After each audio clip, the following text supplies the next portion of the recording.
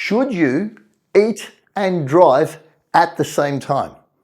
Hi, my name is Perry Vanakis and I'm the founder of Nutrition 90. Please remember to like, subscribe and leave a comment below to get the algorithm happening. Now, this is a good question because I have had this go on for years and years. When I was a personal trainer a few years ago back in Melbourne, I had a client of mine that would drive from Melbourne to Geelong and back again. It's an hour-and-a-half drive. And if you know the area, you know that road is quite dangerous. It goes from 3 lanes to 5, it merges, etc. There's been a lot of bad accidents on that road. And so he would be driving and eating at the same time. And so we did an experiment because for me, back then, it just didn't make sense how you're charging yourself up, your nervous system's wound up and you're trying to eat and focus on the road.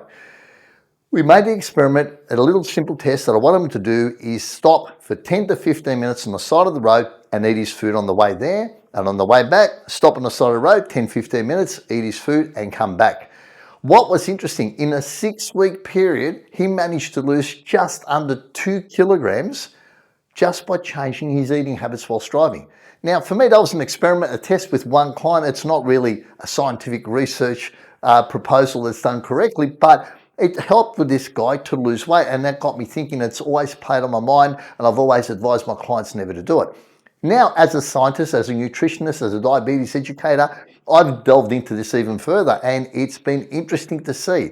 Number one, when you're driving, you've got this constant state of neural approach. Your mind is thinking, hey, is there cars coming towards me? You know, have I run over a little dog across the road? You know, what's happening with your brake, stop, accelerate?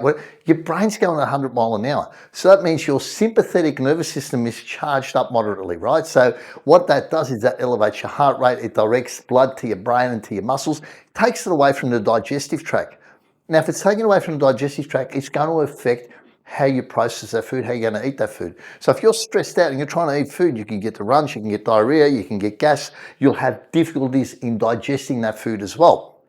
Now, when we go into a parasympathetic state, which means we slow down, we go into rest and digest, guess what? You're going to eat your food, you're going to digest your food, and then get on a merry way.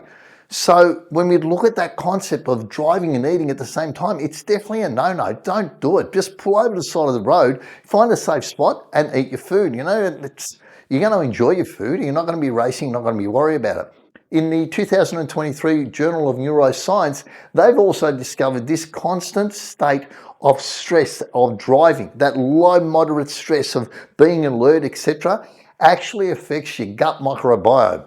There's an interesting thing. So that will affect how you digest your food as well because the nervous system's working. And again, it's drawing blood away from there, not bringing blood in to make it do its job.